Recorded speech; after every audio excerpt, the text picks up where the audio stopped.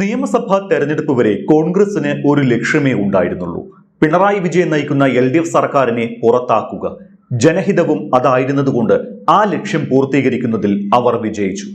വലിയ ജയം ലഭിച്ച സാഹചര്യത്തിൽ ഇപ്പോഴും ഒരു ലക്ഷ്യത്തിലേക്ക് നീങ്ങുന്നു: മുഖ്യമന്ത്രിയെ തീരുമാനിക്കുക. പക്ഷേ അത് പൂർത്തീകരിക്കാൻ ഇത്തിരി പൊളിക്കും. ഇടതിനെ താഴെയിറക്കുന്നത് പോലെയല്ല തൊഴുത്തിൽ കുത്ത് അവസാനിപ്പിക്കുന്നത്. തെരഞ്ഞെടുപ്പ് ഫലപ്രഖ്യാപനം വന്നിട്ട് ആഴ്ച ഒന്ന് പിന്നിട്ടു. കോൺഗ്രസിനും UDFിനും മൃഗീയ ഭൂരിപക്ഷം ലഭിച്ചതാണ്.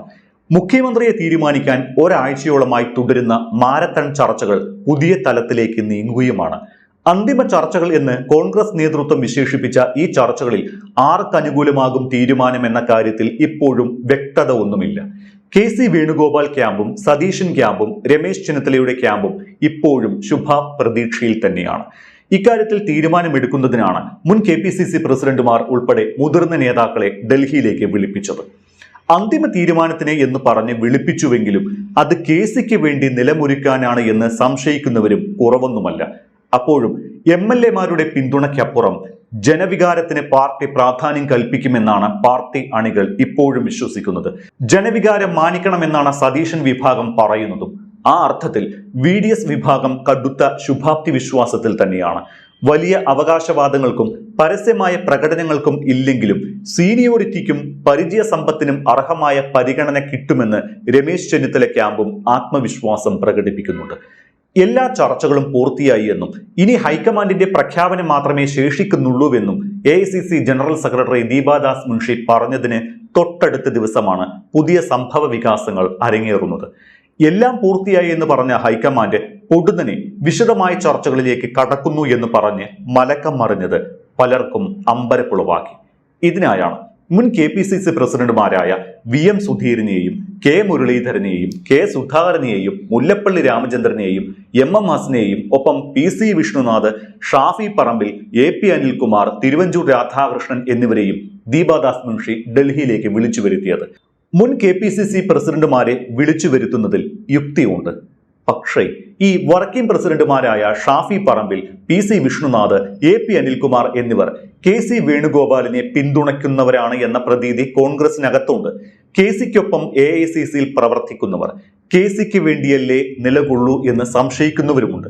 KCയുടെ അവകാശവാദത്തിന് ബലം നൽകാൻ ഹൈക്കമാൻഡ് ഇവരെ വിളിച്ചു വരുത്തിയതാണ് എന്ന ആരോപണവും ശക്തമാണ്. രാഹുൽ ഗാന്ധിക്ക് KC വേണുഗോപാലിനോടുള്ള താല്പര്യമാണ് ഈ നീക്കത്തിന് പിന്നിലെന്ന് പറയുന്നവരുമുണ്ട്. എന്തായാലും 10 ജൻപതിൽ ഈ നേതാക്കളെയെല്ലാം ഒറ്റയ്ക്കൊറ്റയ്ക്കായി കണ്ട് ഹൈക്കമാൻഡ് ചർച്ച നടത്തും. ഇതിനുശേഷമായിരിക്കും ഇനി പ്രഖ്യാപനം ഉണ്ടാവുക എന്നതിനാൽ തന്നെ ഇന്നും കേരളത്തിന്റെ മുഖ്യമന്ത്രിയെ ഹൈക്കമാൻഡ് പ്രഖ്യാപിക്കാൻ ഒരുപക്ഷെ സാധ്യതയില്ല. AICC അധ്യക്ഷൻ മല്ലികാർജുൻ ഖാർഗെ ഇപ്പോൾ ഡൽഹിയിലില്ല, ബാംഗ്ലൂരിലാണ്. ചർച്ചയുടെ പുരോഗതി അപ്പോൾ അദ്ദേഹത്തെ ഫോണിൽ വിളിച്ച് അറിയിക്കും. മുതിർന്ന നേതാക്കളുടെ നിലപാടുകൾ മിക്കവാറും തീരുമാനത്തിൽ നിർണായകമാകും. പക്ഷേ തന്നെ വിളിപ്പിച്ചത് എന്തിനാണ് എന്ന് അറിയില്ല എന്നും താൻ ഡൽഹിക്ക് പോകുന്നില്ല എന്നുമാണ് മുല്ലപ്പള്ളി രാമചന്ദ്രൻ എടുത്തിരിക്കുന്ന നിലപാട്. ചർച്ചയ്ക്കായി വിളിപ്പിച്ചിട്ടില്ല എങ്കിൽ മുതിർന്ന നേതാവ് AK ആന്റണിയുമായി ഫോണിൽ സംസാരിച്ച് നിലപാടാരായും. ചർച്ചകളിൽ സോണിയാഗാന്ധിയും ഇടപെട്ടിട്ടുണ്ട്. സോണിയുമായി ചേർന്ന് കൂടിയാലോചിച്ച ശേഷമായിരിക്കും പ്രഖ്യാപനം ഉണ്ടാവുക. അന്തിമ തീരുമാനം രാഹുൽ ഗാന്ധിയും മല്ലികാർജുൻ ഖാർഗെയും ചേർന്ന് പ്രഖ്യാപിക്കുമെന്നാണ് AICC general secretary Deepadas Munshi അറിയിച്ചിട്ടുള്ളത്. അതിനിടയിൽ ഘടകകക്ഷി നേതാക്കളുമായും ചർച്ച നടത്തിയിരുന്നു. ഘടകകക്ഷികൾ VD സതീശന് പിന്നിൽ ഉറച്ചു നിൽക്കുകയാണ്. തെരഞ്ഞെടുപ്പ് നയിച്ച സതീശൻ തന്നെ നാട് ഭരിക്കണം എന്ന ജനവികാരം നിലനിൽക്കുന്ന സാഹചര്യം ലീഗ് അടക്കമുള്ള ഘടകകക്ഷികൾ ബോധ്യപ്പെടുത്തിയിട്ടുണ്ട്. ഈ സാഹചര്യത്തിൽ ഘടകകക്ഷി നിലപാടും സതീശന് അനുകൂലമായതുകൊണ്ടാണോ മുതിർന്ന നേതാക്കളെ വിളിപ്പിച്ചത് എന്ന ചിന്ത വിശകലന വിദഗ്ധർക്കിടയിലും നല്ലൊരു വിഭാഗം പാർട്ടി അണികൾക്കിടയിലുമുണ്ട്. സതീശൻ ക്യാമ്പും ചെന്നിത്തല ക്യാമ്പും സംശയിക്കുന്നതും ഇത് തന്നെയാണ്. ഗ്രൗണ്ടിൽ ജനവികാരം എതിരായാൽ അത് ഭരണത്തെയും ഗുരുതരമായി ബാധിക്കുമെന്നതിനാൽ മുതിർന്ന നേതാക്കളിലൂടെ അത് മറികടക്കുക എന്ന ലക്ഷ്യമുണ്ടോ എന്നും സംശയിക്കേണ്ടി വരും. പ്രത്യേകിച്ച് K സുധാകരനെ പോലുള്ള നേതാക്കൾ KC വേണുഗോപാലിനായി പരസ്യമായി നിലപാടെടുത്തിട്ടുള്ള സാഹചര്യത്തിൽ അതുകൂടി ചേർത്ത് വായിക്കുമ്പോൾ ചില ചിത്രങ്ങൾ തെളിഞ്ഞു വരും. ഹൈക്കമാൻഡിലുള്ള സ്വാധീനം ഉപയോഗിച്ച് സമ്മർദ്ദതന്ത്രം പ്രയോഗിക്കുകയാണ് KC ക്യാമ്പ് എന്നാണ് ചെന്നിത്തല പക്ഷവും സതീശൻ പക്ഷവും കരുതുന്നത്. ഇതിൽ ഈ രണ്ട് മുഖ്യമന്ത്രി സ്ഥാനാർത്ഥികളും കടുത്ത അമർഷത്തിലുമാണ്. സുധാകരൻ KCക്ക് വേണ്ടി പരസ്യ നിലപാടെടുത്തതുപോലെ തന്നെ സുധീരൻ അടക്കമുള്ള മുതിർന്ന നേതാക്കൾക്കും താല്പര്യം വേണുഗോപാൽ വരുന്നതിനോടാണ്. AK ആന്റണിക്കാകട്ടെ താല്പര്യം രമേശ് ചെന്നിത്തല മുഖ്യമന്ത്രിയാകുന്നതിനോടും.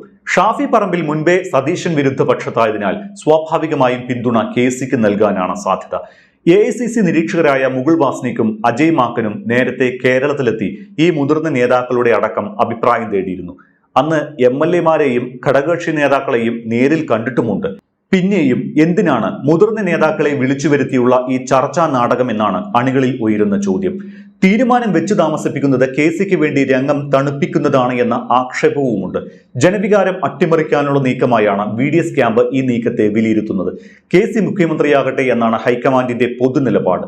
അതുതന്നെ നടപ്പാക്കിയാൽ ഹൈക്കമാൻഡ് തീരുമാനം അടിച്ചേൽപ്പിച്ചു എന്ന് പറയുന്നതിന് പകരം കൂടിയാലോചന നടത്തി എന്ന് തോന്നിപ്പിക്കാൻ വേണ്ടി മാത്രമുള്ള നടപടിയായാണ് മുതിർന്ന നേതാക്കളെ വിളിച്ചു വരുത്തിയതിനെ കുറിച്ച് വിലയിരുത്തപ്പെടുന്നത്. ഘടകകക്ഷി നേതാക്കൾ VD സതീശൻ എന്ന നിലപാടിൽ നിന്ന് പിന്നാക്കം പോകാത്തതും പ്രതിസന്ധിയാണ്. സതീഷിനു വേണ്ടി പരസ്യമായി രംഗത്തെത്തിയ ലീഗ് നേതൃത്വം ഹൈക്കമാൻഡ് തീരുമാനിക്കുന്നത് മറ്റൊരാളെയാണ് എങ്കിൽ അക്കാര്യം പാർട്ടി ചർച്ച ചെയ്ത് മാത്രമേ തീരുമാനിക്കുകയുള്ളൂ.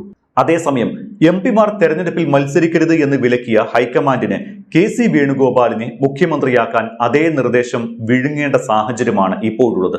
അതിനാൽ ഘടകകക്ഷികളെ സമ്മതിപ്പിക്കാൻ നേതാക്കളുമായി ഒരു വട്ടം കൂടി ചർച്ചയ്ക്ക് ഹൈക്കമാൻഡ് ശ്രമം നടത്തിയേക്കും. MLA-മാരുടെ പിന്തുണ നോക്കി മുഖ്യമന്ത്രിയെ തീരുമാനിക്കുന്ന മറ്റു സംസ്ഥാനങ്ങളിലെ സ്ഥിതിയല്ല കേരളത്തിൽ എന്നാണ് VDS പക്ഷം പൊതുവിൽ കരുതുന്നത്. അതേ ജനവികാരം തന്നെയാണ് ലീഗ് ഉൾപ്പെടെയുള്ള ഘടകകക്ഷികളും സ്വീകരിക്കുന്നത്. 63 MLA-മാർ തെരഞ്ഞെടുക്കപ്പെട്ട് എത്തിയിട്ടുണ്ട്. അപ്പോൾ പിന്നെ പുറത്തുനിന്ന് ഒരാൾ മുഖ്യമന്ത്രിയായി വരേണ്ടതില്ല എന്ന നിലപാടാണ് VDS പക്ഷം പുലർത്തുന്നത്. മാത്രമല്ല തെരഞ്ഞെടുക്കപ്പെട്ട MLA-മാരിൽ നിന്നല്ലാതെ ഒരാളെ മുഖ്യമന്ത്രിയാക്കുമ്പോൾ ഉപതെരഞ്ഞെടുപ്പ് വേണ്ടിവരും. ഉപതെരഞ്ഞെടുപ്പ് അടിച്ചേൽപ്പിക്കുന്നത് ജനവികാരം എതിരാക്കുമെന്ന വികാരവും സതീശൻ പക്ഷം ഉയർത്തുന്നുണ്ട്. തെലങ്കാന അടക്കമുള്ള സംസ്ഥാനങ്ങളിലെ ഹൈക്കമാൻഡ് ഇടപെടലാണ് KC വേണുഗോപാൽ പക്ഷത്തിന് പ്രതീക്ഷ നൽകുന്നത്. കർണാടകയിലും തെലങ്കാനയിലും ഹിമാചലിലും അടക്കം സമാനമായ പ്രശ്നങ്ങൾ ഉണ്ടായപ്പോൾ MLA-മാരുടെ പിന്തുണ മാത്രമാണ് ഹൈക്കമാൻഡ് സ്വീകരിച്ചതും കണക്കിലെടുത്തതും. ഇതിലും മറുപുറമുണ്ടെന്ന് പറയുന്നവരുണ്ട്. കർണാടകയിലും മധ്യപ്രദേശിലും രാജസ്ഥാനിലും ജനഹിതം നോക്കാതെ മുഖ്യമന്ത്രിമാരെ തീരുമാനിച്ചത് ലോക്സഭയിലെ നേട്ടത്തിലും പ്രതിഫലിച്ചു എന്നാണ് ഇവർ പറയുന്നത്. അന്ന് ജനവികാരമനുസരിച്ചുള്ള മുഖ്യമന്ത്രി തീരുമാനത്തിലേക്ക് പോയിരുന്നുവെങ്കിൽ ഇന്ന് രാഹുൽ ഗാന്ധിക്കൊപ്പം കുറഞ്ഞത് 100 MP-മാരെങ്കിലും ലോക്സഭയിൽ ഉണ്ടാകുമായിരുന്നുവെന്നാണ് വിലയിരുത്തൽ. അതേസമയം സതീശൻ പക്ഷം നടത്തുന്ന പ്രകടനങ്ങൾ സമ്മർദ്ദ തന്ത്രങ്ങളാണ് എന്നാണ് KC ക്യാമ്പ് കണക്കുകൂട്ടുന്നത്. ഉപതെരഞ്ഞെടുപ്പ് നേരിട്ടാലും പുഷ്പം പോലെ വിജയിക്കാമെന്ന് വേണുഗോപാൽ ക്യാമ്പിന് ആത്മവിശ്വാസമുണ്ട്. പരിചയസമ്പത്തും സീനിയോറിറ്റിയുമാണ് രമേശ് ചെന്നിത്തലയ്ക്ക് കരുത്താകുക. യൂത്ത് കോൺഗ്രസ് കാലത്ത് രമേശിന് കീഴിലിരുന്ന ഭാരവാഹികളിൽ പലരും വിവിധ സംസ്ഥാനങ്ങളിൽ ഇതിനകം മുഖ്യമന്ത്രിമാരായിട്ടുണ്ട്. സതീഷിനോ വേണുഗോപാലിനോ കീഴിൽ രമേശിനെ മന്ത്രിയായി ഇരുത്തുന്നത് കടുത്ത അനീതിയും അവഹേളനമാകുമെന്നും വിലയിരുത്തലുണ്ട്. എല്ലാ കാലത്തും പാർട്ടിയുടെ അച്ചടക്കം പാലിച്ച ആളെന്ന ഖ്യാതിയും രമേശിന് സ്വന്തമാണ്. ഫ്ലക്സ് യുദ്ധത്തിൽ ചെന്നിത്തല പങ്കാളിയാകാത്തതും മുതൽക്കൂട്ടാകുമോ എന്നാണ് ചിന്തിക്കുന്നത്.